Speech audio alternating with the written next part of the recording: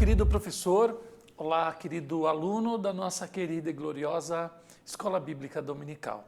O nosso desejo é que a paz do Senhor Jesus te encontre aí, muito bem, onde quer que você esteja nesse momento. Eu sou o pastor Kleber de Amorim e é um prazer poder falar com vocês diretamente dos estúdios da nossa ADC TV, a TV da Assembleia de Deus em Criciúma, Santa Catarina, aqui no sul do mundo.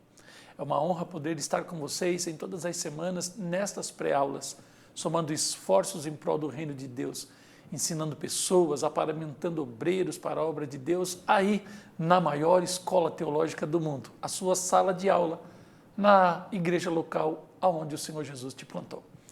Para nós aqui da DCTV, então é uma honra poder fazer parte com você dessa história, a história da sua vida, da sua igreja e dos seus alunos, e que Deus te abençoe grandemente. Se você nos acompanha sempre, se você gosta do nosso conteúdo, se você ora por nós e intercede, nós também pedimos a você que você, no nosso vídeo, dê aí o seu like, curta esse vídeo, compartilhe nas suas redes sociais, nos divulgue um pouco mais, nos fazendo ser um pouco mais relevantes nessa plataforma. Que o Senhor Jesus te abençoe, que o Senhor Jesus te guarde nesse momento tão especial de nossas vidas, aonde, como eu sempre digo aqui, juntos somamos esforços no reino de Deus. Estamos na terceira lição do segundo trimestre do ano de 2023, estudando as lições para a classe de adultos. Pastor Elianai Cabral está nos dando um conteúdo extraordinário sobre famílias e nós estamos tendo a oportunidade de, com o servo de Deus, termos um curso sobre família, que é um assunto muito em voga nas igrejas nesse tempo atual.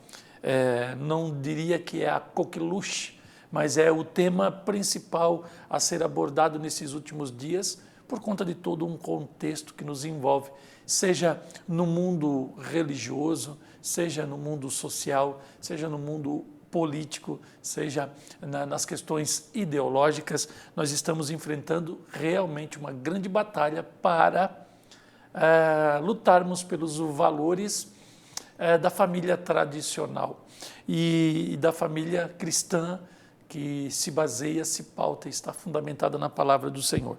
E nada melhor do que o pastor Elianai Cabral, a maior autoridade hoje em termos de teologia das nossas Assembleias de Deus no Brasil, e ele está nos dando então esse conteúdo, relacionamentos em família, superando desafios e problemas com exemplos da palavra de Deus. Então ele vai falar de relacionamentos em família e olha só o subtítulo, superando desafios e problemas.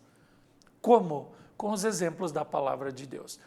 Quem me acompanha aqui há muito tempo sabe que eu digo que nós somos privilegiados porque podemos olhar a Bíblia de trás para frente.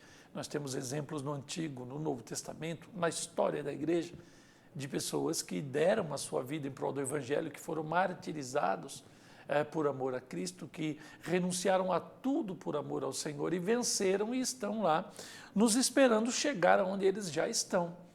E nós, olhando para os exemplos do Antigo Testamento, do Novo Testamento, na história da igreja, nós temos uma nuvem de testemunhas que corroboram que vale a pena ser fiel e estar firme. Seu casamento, seu lar, sua família é uma construção de um projeto que Deus, desde a eternidade, já havia estabelecido pelo beneplácito da sua vontade. E nós vamos estar hoje falando da lição de número 3 desse trimestre tão especial dedicado às famílias. O título já está aqui na nossa tela. Ciúme, o mal que prejudica a família. E aí, então, nós temos a leitura bíblica que vai estar em Gênesis, capítulo 37, dos versos 1 até o 4. Nós vamos também olhar o verso 11, o 18, o 23, o 24 e o 28. Então, esta é a leitura bíblica em classe. Na leitura bíblica em classe, eu trago para vocês um comentário, breve comentário dessa passagem, ou desse capítulo 37 de Gênesis, lá do Manual Bíblico Unger, que eu sempre cito ou indico a vocês a leitura. Por que é que o pastor Kleber de Amorim sempre indica o Manual Bíblico Unger? Porque ele é um manual de comentários sintéticos, como você vai ver aqui. Ó. Ele é rápido, ele é preciso e ele é esclarecedor. Então, para o nosso nível proposto na escola bíblica dominical, quanto mais assertivo forem os nossos comentários, melhor vai ser para a producência da nossa aula. Então, creio eu que essa indicação ela faz muito bem a nós professores de EBD no nível a que se propomos a ensinar, para alcançar os nossos alunos, para pôr aqui nessa plataforma de conhecimento bíblico chamada EBD, para que depois, então, eles, interessados pela palavra de Deus, alcem voos maiores do que o proposto na EBD. Então, neste manual, nós temos aqui esse comentário. Então, ele vai falar aqui que José é o filho amado de Jacó, a túnica colorida, e aí no comentário ele coloca lá ricamente ornamentada, o que dava uma diferenciação dos outros filhos do patriarca, faz com que ele ficasse em destaque em relação aos outros. E aqui esse destaque, essa túnica colorida, todo o contexto que envolve a família de José, na gradação hierárquica do primogênito ao mais novo, nós temos uma posição de José na 11ª posição, e quando o seu pai lhe faz essa diferenciação, lhe orna, lhe adorna, lhe diferencia, né, com todas essas benevolências, ele então, ao se destacar dos seus irmãos, ele indiretamente vai suscitar no restante da sua família ou dos seus irmãos sentimentos antagônicos à sua alegria, por assim dizer. E aí, então, isso indicava um favor paternal. Rúben, o mais velho, havia perdido o direito em razão do incesto que ele havia cometido, como diz lá em Gênesis 35 e 22, 49 de 3 a 4, 1 Crônicas 5 de 1 a 2. Então, ele perde esse direito. Simeão e Levi, os seguintes pela ordem, foram excluídos por causa da violência em Siquém, né, quando mataram muitas pessoas. Gênesis 34, dos versos 25 até o 30, do 49 aos versos 5 até o 7. Judá, o quarto filho, seria o herdeiro seguinte. José, o 11º pela ordem, era o primeiro filho de Jacó, nascido de sua esposa favorita Raquel. E aqui, então, encontramos um detalhe precioso nessa relação. Primeiro porque ele era bígamo, ele tinha Lia e ele tinha Raquel, por convenções daqueles tempos remotos no patriarcado e dos acertos que eram feitos entre famílias. É um outro momento, e nós trazermos essa relação civil para os dias atuais seria, de nossa parte, um anacronismo e não seria justo pelos padrões éticos e morais e sociais daquela época. Então, naquele tempo, ele foi bígamo, e a bigamia é uma invenção dos homens, assim como a poligamia, assim também como a androgenia, aquela questão da mulher ter 2 ou 3 maridos e por assim diante. Todas essas relações que são fora da heteronormatividade e do monogamismo, da diferença homem e mulher, e do monogamismo, ou seja, casamento de um homem com uma mulher para sempre, todas as fórmulas que ultrapassam esse limite dado por Deus, eles sempre gerarão problemas. E Raquel era a amada de Jacó, e ela por um momento foi estéril, e depois a madre abriu, e ele, quando recebe os filhos da sua mulher amada, ele já está velho, e José é o filho da sua velhice. E assim, aparentemente, ele era rival de Judá. Então, o primeiro não deu, o segundo não deu, o terceiro não deu, o quarto da fila agora encontra um rival que é o 11º, e aí está feita toda a confusão dentro da família. Então, destaque isso na sua aula, na sua sala de aula. A bigamia como uma invenção humana das convenções sociais das famílias daqueles tempos remotos, né, Isso está relatado no texto bíblico, que é a revelação de Deus, para nos trazer ensinamentos nestes dias atuais.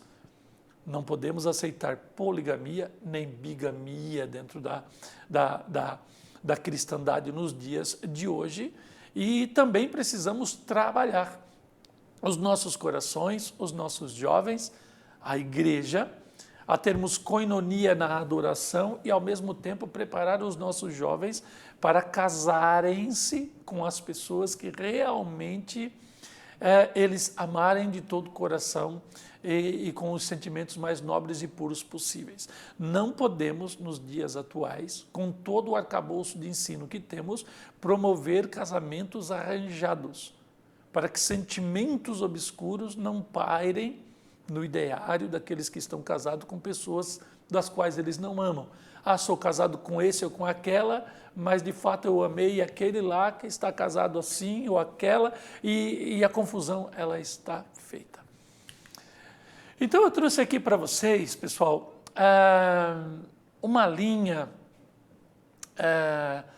genealógica, ou a árvore genealógica patriarcal. Então nós temos ali desde Terá, e aí nós temos aqui em azul Abraão, nós temos Isaac, nós temos aqui Jacó, nós temos a família de Naor, Arã aqui em cima, e aí você vai seguindo essa árvore genealógica e você vai chegando lá na família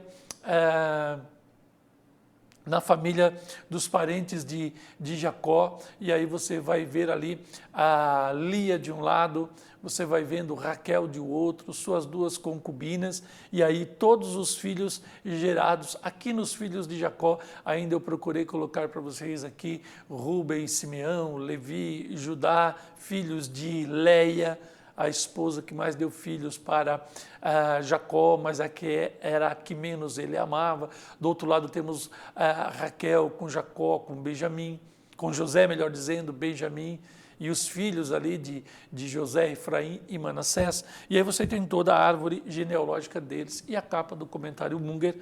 Isso tudo só na nossa leitura, quanto tempo nós ocupamos e quanto nós podemos escavar aqui da leitura e desse contexto, desse comentário de Unger, para que a gente possa então estabelecer um contexto mais amplo para a nossa alma. Dado o contexto, os alunos inseridos dentro do texto bíblico, agora nós vamos para o nosso texto áureo, porque onde há inveja, espírito faccioso, aí há perturbação e toda obra perversa.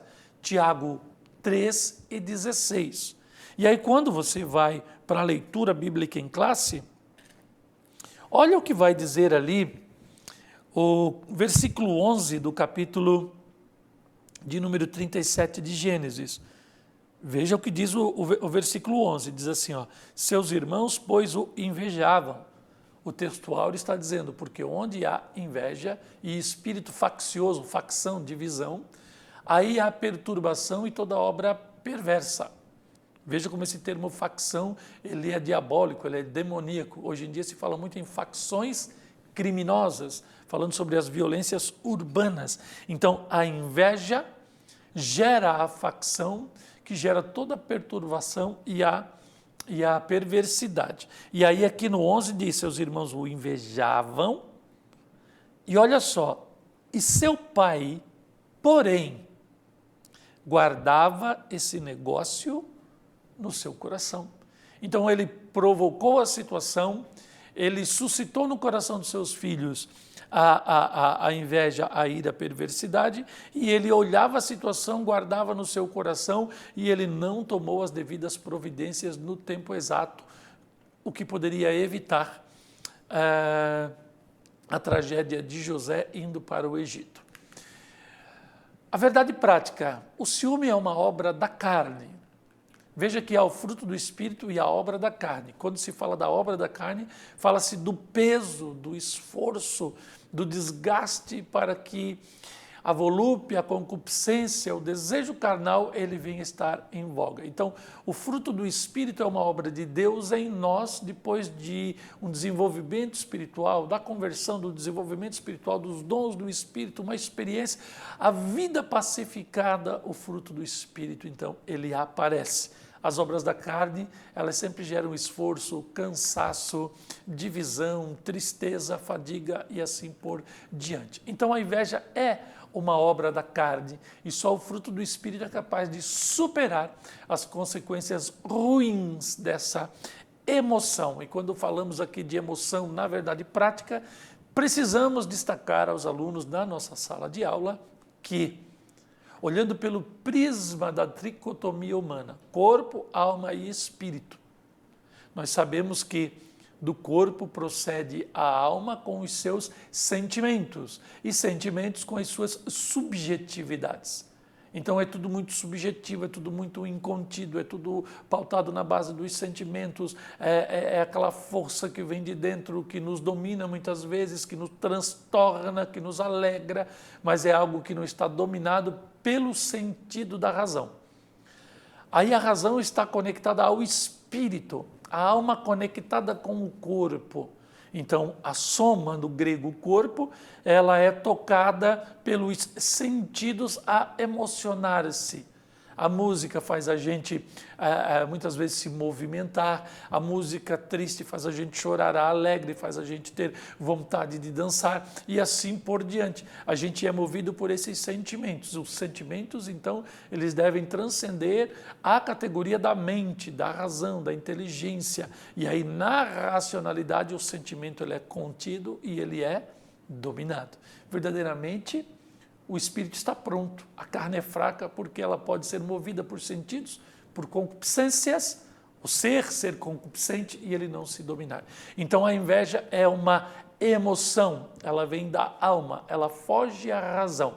E o crente invejoso, o cristão invejoso, é um cristão então que não anda no espírito e ele não sabe fazer bons juízos entre o certo e o errado, caminha pela emoção e pela emoção ele vai à infantilidade ou às vezes à perversidade.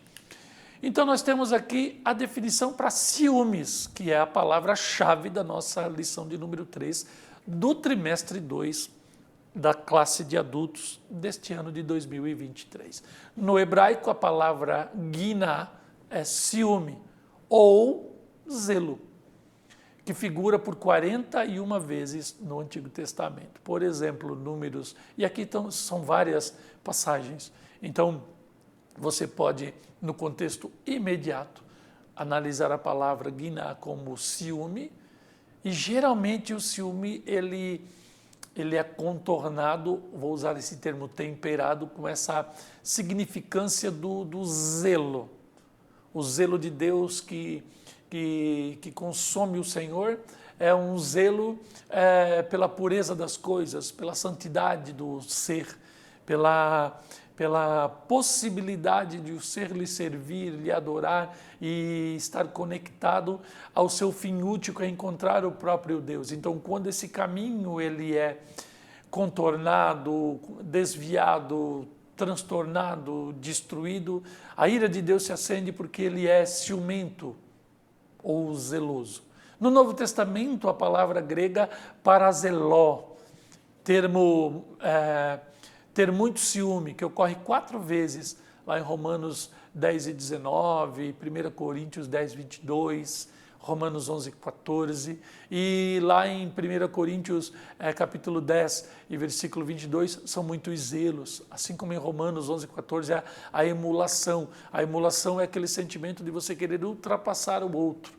É a suplantação que Jacó demonstrou no seu nascimento ao estar agarrado ao pé do seu irmão Esaú. Ele estava usando de emulação, ele queria passar o seu irmão, se sentia igual e queria passar. O invejoso ele começa com a emulação, ele se compara, depois ele se avalia maior e aí depois ele, como não está na posição do outro, ele inveja aquela posição e aí vem a tragédia, porque ele vai fazer alguma coisa para apagar a luz do outro para que a dele possa brilhar. Então veja que quando Jesus vai dizer que um abismo, ele puxa um outro abismo, ou leva a outro abismo, é disso que ele está falando. Esses sentimentos, olha que a alma, sentimento, subjetividade, o incontrole da razão, vai levando a gente a um final tenebroso, perverso, destrutivo, deletério e etc. E aí continuamos ainda a inveja, os ciúmes. Eu posso definir como inveja de alguém que usufrui de uma situação ou de algo que não se possui ou que se desejaria possuir em exclusividade. A emulação gera o ciúme é essa falsa percepção de que você é igual ou maior que a pessoa e deveria estar no lugar dela, e aí você vai ter que destruir aquela pessoa para que você tenha a exclusividade sobre o bem que você deseja. Sentimento de possessividade. Olha que o ciúme, agora a possessão. Mais um elemento entrou aqui na nossa discussão, em relação a algo ou alguém. Então, a pessoa tem esse sentimento passional, possessivo. Ele quer só para ele. Olha como esse assunto ele é amplo, como esse assunto é grande e como o ciúme ele esteve nos irmãos de José. Não foi em um deles, foi em todos. Tanto que eles entram em consórcio para eliminar o seu próprio irmão. E aí, então, com relação a Deus, eu trouxe aqui para vocês, como subsídio, esse termo que se usa muito em teologia para falar dos sentimentos humanos aplicados a Deus. Como Deus está fora do tempo e do espaço, como Deus ele está além, como Deus, o nosso Deus, ele de fato é extraordinário e indescritível. Como podemos compreender esse Deus se na sua totalidade nós não o podemos conhecer? Daquilo que ele se propõe revelar na Bíblia Sagrada, ele se permite revelar com alguns sentimentos que são próprios de nós, os homens. Então o antropopatismo, antropos é homem, patia é doença no grego, ou sentimentos ou características do homem. Então, o antropopatismo ele vai falar de uma atribuição de um sentimento humano aplicado a Deus, na primeira linha da figura azul aqui. Todavia, há certos sentimentos de Deus que são próprios somente dele e não das criaturas. Ok? Então, continua aqui o texto. Essas palavras humanas, mesmo que inspiradas, permanecem humanas e não são suficientes para explicar o que a divindade sentiu quando diz que ele, por exemplo, se arrependeu de ter feito o homem. Se ele não é homem para que minta, se Deus é bom em todo tempo, se tudo o que ele faz é bom, como ele poderia ter criado algo mal?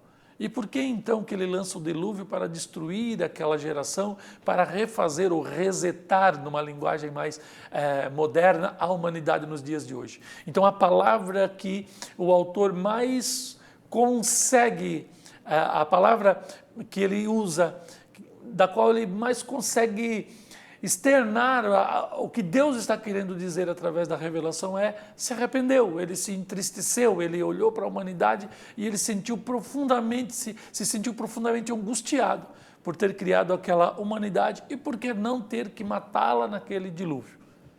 Então a humanidade provocou uma situação em que o amor de Deus ele se revela na sua face mais pesada, que é a justiça.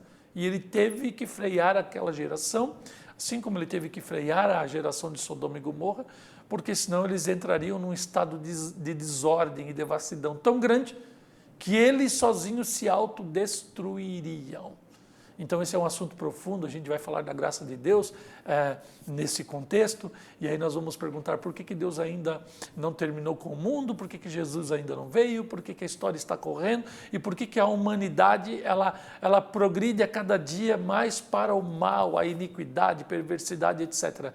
Nós temos como igreja a bendita atuação do Espírito Santo, a intercessão do Espírito Santo por nós, nos defendendo, freando o mundo para que a graça de Deus se manifeste a todos os homens, para que as gerações se completem, para que todos aqueles que precisam nascer, nasçam, e Deus ele vai operando grandemente na história, salvando o máximo possível de pessoas que Ele pode salvar.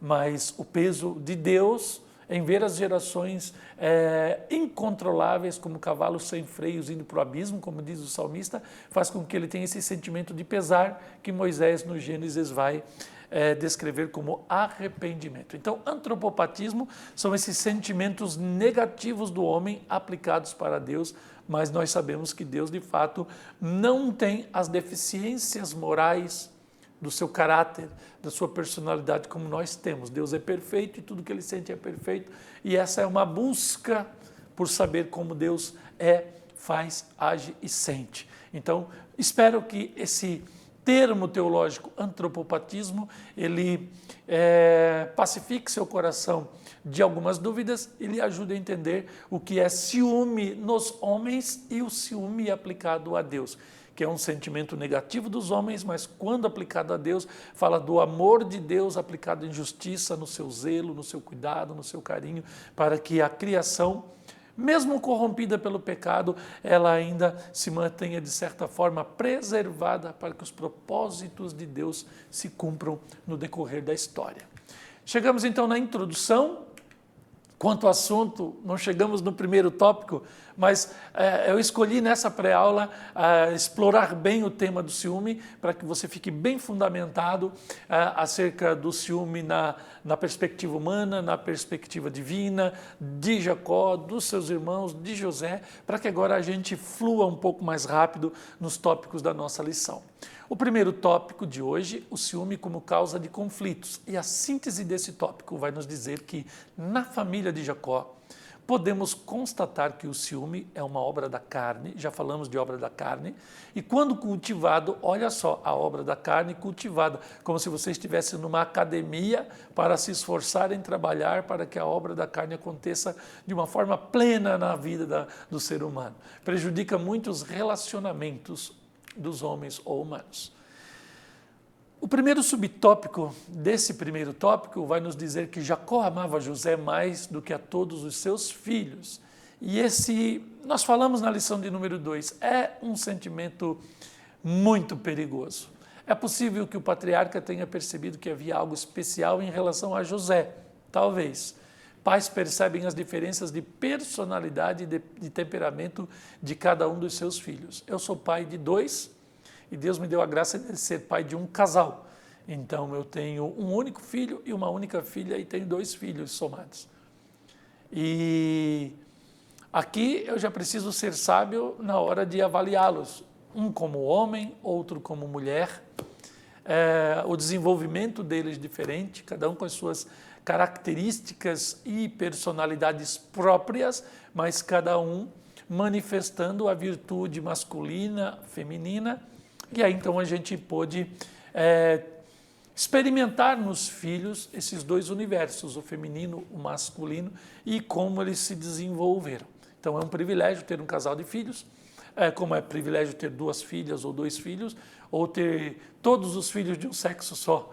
São todos filhos, são dados por Deus, mas a experiência ela é diferente, a gente precisa ter essa consciência para não errarmos como pais. O que nós não podemos fazer é, como diz lá Gênesis 37:3, amar mais um do que a outro. Nós amamos de forma diferentes, sim. Como assim, pastor Kleber? Não é amor? É amor, mas nós admiramos e compreendemos as diferenças e nós amamos todos os filhos com a mesma intensidade. Mas por conta das suas diferenças, nós precisamos nos moldar e amá-los de forma diferente na aplicação do ensino e do trato com as coisas de Deus. Ainda, na lição 2, estudamos a respeito desse problema, como eu já falei, predileção de Isaac e Rebeca entre Esaú e Jacó. Na história de José, a predileção de Jacó produziu ciúme e inveja entre os irmãos. Então a lição nos permite correr um pouquinho mais, porque já falamos sobre o ciúme e fizemos todo aquele desenvolvimento. Trouxe aqui uma foto para vocês, uma figura, melhor dizendo, de uma túnica colorida, e aí o texto da lição ali, Jacó não mediu as consequências ao presentear seu filho com uma capa de várias cores, numa clara atitude de preferência. José era o 11º filho de Jacó. Os mais velhos se sentiram alijados do amor do pai, encheram-se de fúria, né? O traje especial significava favoritismo. Nesse aspecto, na lição de número 2, nós exploramos muito essa questão da predileção por filhos. Mas Jacó foi um pouco além. Ele presenteou, ele destacou, ele significou. E aí então ele foi pesado demais para o coração dos seus filhos inconstantes, que eram por não estarem em posição de eminência ainda. Também havia os sonhos de José que o colocavam sempre em superioridade em relação aos seus irmãos. O sonho dos molhos de trigo e o sonho dos corpos celestes que se inclinavam diante de José, quando foram contados, fizeram com que eles entendessem que José era um arrogante, ou agia arrogantemente.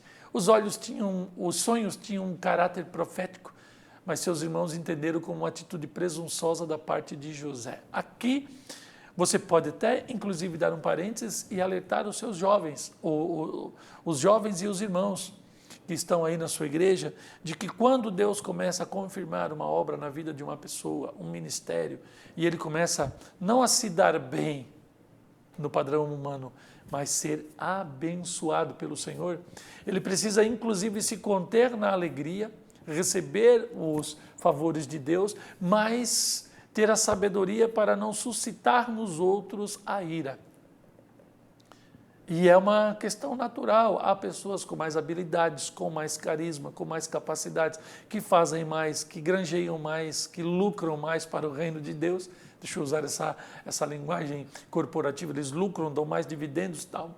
Mas o Senhor ele vai nos galardoar com o mesmo amor, com a mesma justiça, um mais, outro menos, porque angariaram mais ou menos, mas para Deus não há diferença na questão da aprovação do ministério, da salvação e etc. É uma questão de justiça, só produziu mais, mas é filho de Deus, mas é servo do Senhor, mas é salvo, tem caráter, é abençoado, só que ele é um instrumento diferente, por isso que ganha o galardão de forma diferente, mas a justiça de Deus os iguala a todos. Então José não soube administrar o seu dom e o seu talento. Então não podiam enxergar o que aconteceria alguns anos depois, quando José tornou-se governador do Egito. Quantos traumas dentro da igreja, quantas experiências tristes do fracasso de alguns, e muitos inclusive saem da igreja, outros com vergonha nunca mais voltam, outros ficam ali resignados, arrependidos, levando aquele fardo, mas muitas vezes a gente peca não por maldade, mas por falta de sabedoria e consciência das coisas, e isso gera prejuízos para a pessoa, para os seus amigos, famílias, para a igreja. Mas lá na frente a gente não sabe o que aconteceria e é por isso que nós precisamos exercer misericórdia hoje com os irmãos que erram, com os irmãos que são inconstantes, com aqueles que custam a desenvolver-se, mas que Deus está neles trabalhando e vai dar certo. Então lá na frente o amor vai cobrir uma multidão de pecados e é por isso que a gente precisa não olhar para o presente das coisas no aqui e agora, numa pressa que Deus não exige de nós. Nós precisamos olhar as coisas, somá-las e projetá-las para o futuro. Por que isso está acontecendo? Porque nós estamos vivendo essa experiência aqui e agora. E aí, além das nossas possibilidades, está o Espírito Santo, que além de Deus, ele é eterno e sabe todas as coisas. E ele pode nos alertar do que está acontecendo para que tomemos decisões agora que não gerem tragédias lá no futuro. O segundo tópico da nossa lição, a falha no tratamento dos filhos. Como síntese, Jacó tinha um favoritismo por seu filho José. Tal prática prejudicou sua família e provocou dissensão entre os seus irmãos. Ele tinha uma clara predileção ou favoritismo? Tinha. Como se provou? Pela túnica que ele deu. A túnica é símbolo de desprezo. A vestimenta tradicional do povo, ela tinha no máximo 2 cores, feita de fios grossos de linho, né? A túnica colorida corroborava o sentimento de predileção de Jacó por José. O ciúme promoveu tristes consequências na família de Jacó. 2. Os irmãos de José sentiam-se ignorados pelo pai. Porque naquela época, use essa realidade daquele momento histórico para acrescentar na sua aula. Nós não tínhamos o Estado moderno, não tínhamos consolidação de leis trabalhistas como no Brasil, CLT, carteira assinada, aposentadoria. Eles vagavam pelas terras, como diz ali no Gênesis, né? Jacó habitou na terra das peregrinações de seu pai, na terra de Canaã. Era um tempo de incertezas, a família unida lavrava a terra e tinha funções que a caracterizavam. A profissão de uma família caracterizava uma família.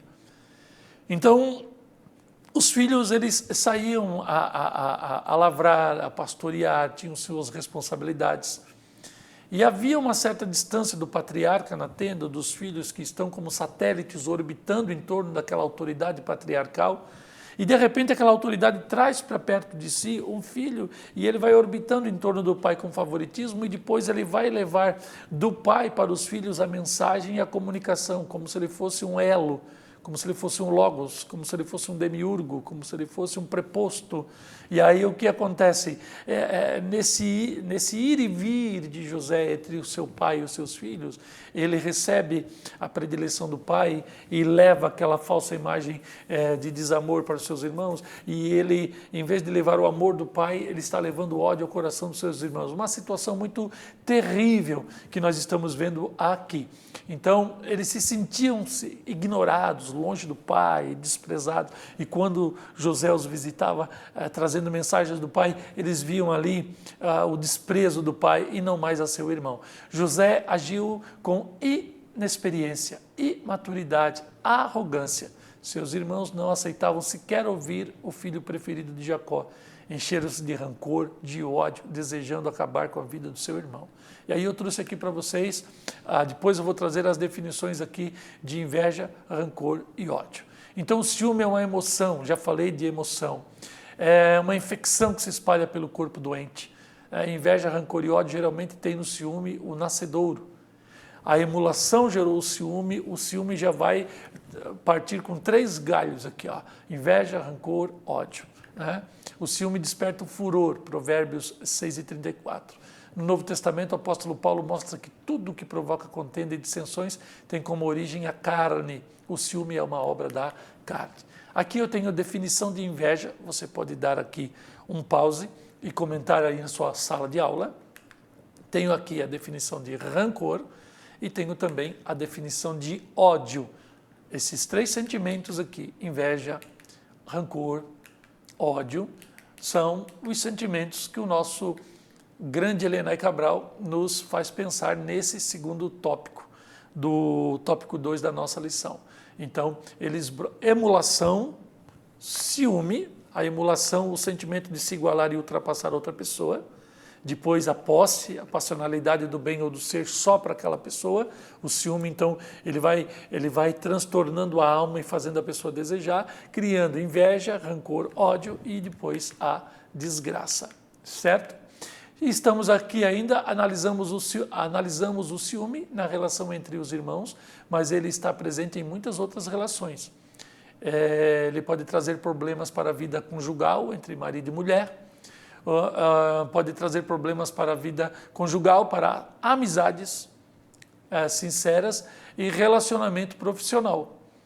Então cuide lá no seu lar, no seu círculo de amizade, por que não também no ministério, né, eclesiástico e nas profissões ou nos ambientes de trabalho.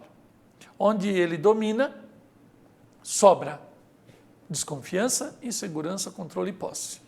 Então, um ciumento nunca está apaziguado com relação à pessoa que ele tem esse sentimento, ele sempre está inseguro porque está sempre desconfiado, ele está incontrolavelmente desequilibrado e ele, então, ele cria essa necessidade de dominar por completo, essa passionalidade, isolar a pessoa, o bem ou aquilo que ele quer, para que nunca mais ele tenha essas desconfianças, essas dúvidas, inseguranças e falta de controle. Então veja que a passionalidade, ela vai então suprir a desconfiança, a insegurança e a falta de controle sobre aquilo que ele desejou e queria. Embora todas as pessoas tenham ciúme, botei uma interrogação aqui para você questionar na sua sala de aula. Será que todas as pessoas são ciumentos? Será que a gente pode ter um ciúme em boa medida? Será que nós podemos ter o ciúme naquela medida só do zelo, da preocupação, do carinho, do amor? Trata-se de uma emoção humana. A linha entre o ciúme controlado e o descontrolado, ela é muito tênue. E aqui há um tema bacana para você parar sua aula e fazer um pequeno debate entre seus alunos e tentarem chegar a uma conclusão sobre ter ou não ter ciúmes. Terceiro tópico, os males do ciúme. O ciúme obsessivo quase sempre resulta em violência, separação, ofensas mútuas no casamento. Elimina também as relações de amigos, pasmem, e de irmãos. Não são poucas as notícias de tragédias conjugais em que o ciúme é a causa. Veja que sempre quando nós vamos falar de ciúme gerando tragédias, você precisa colocar ali nessa equação a palavra passionalidade, aquela possessão incontida. Não são poucos os casos em que pessoas prejudicam outras por ciúme. Não foi diferente no tempo de Jesus, em que a casta sacerdotal, enciumada e invejosa, foi contra o ministério do nosso Deus, do nosso Jesus. O ciúme entre os santos de Deus. Que assunto pesado, hein, pessoal? Entre os cristãos, entre os salvos, que têm o Espírito Santo, pentecostais e enciumados. Olha onde nós estamos sendo levados pelo pastor Elianai Cabral para analisarmos isso de uma forma honestamente intelectual. O ciúme obsessivo surge da parte de um dos cônjuges, terminando quase sempre em violência, separação e ofensas mútuas entre si. Entre os santos de Deus, o ciúme também pode minar relações, pessoas que outrora eram próximas. Por ciúmes se calunia, se difama, ofende o irmão em Cristo ou um colega de ministério. E aí então Gálatas capítulo 5 e 25 vai dizer: não sejamos cobiçosos de vanglória, provocando uns aos outros, tendo inveja uns dos outros. E aí então nós vamos para o terceiro subtópico, que diz vencendo o ciúme. Falamos tanto do ciúme, nós aqui definimos o ciúme, significamos o ciúme, comparamos o ciúme, aplicamos situações ao ciúme, fizemos analogias, mas como podemos vencer o ciúme? Então é preciso alimentar a mente com as coisas de Deus. Filipenses 4 e 8. O que está em nosso coração determina nossas ações. Então um coração cheio formoseia o rosto, um coração guardado, ele preserva os bons sentimentos. De tudo que tu deve guardar, diz Salomão, guarda o teu coração, porque de lá saem é de lá que provém as saídas da vida. Então é muito importante saber a emoção, saber se a emoção do ciúme está impactando e comprometendo a qualidade de vida. É importante procurar ajuda pastoral e também na palavra de Deus, o aconselhamento com muita sabedoria. O apóstolo Paulo ensinou o respeito e o amor. O amor é sofredor, ele é benigno, não é invejoso, olha só. Não trata com leviandade, ele não é soberbo. A palavra de Deus ainda é o melhor antídoto para tratar as emoções negativas da nossa alma. Mas quando a gente enche o coração, nós estamos enchendo o nosso espírito, o nosso intelecto, e aí nós estamos sendo robustecidos, fortalecidos, aparamentados, preparados, armados, estruturados para vencermos o ciúme e colocarmos as emoções nos seus devidos lugares, para que o nosso culto seja racional, aceito por Deus, e a gente, pelos sentimentos, não seja levado com o mundo, se conformando ao padrão mundano. Chegamos à nossa conclusão e pedimos que você ore por cada pessoa envolvida aqui no nosso expediente. Você não sabe como a sua oração, ela faz bem a todas as pessoas que trabalham nesse projeto. Que você tenha, então, no próximo domingo, uma ótima, produtiva e abençoada aula, e pedimos a Deus que nos dê um bom e glorioso encontro na nossa próxima pré-aula. Que Deus te abençoe. Até lá. Tchau.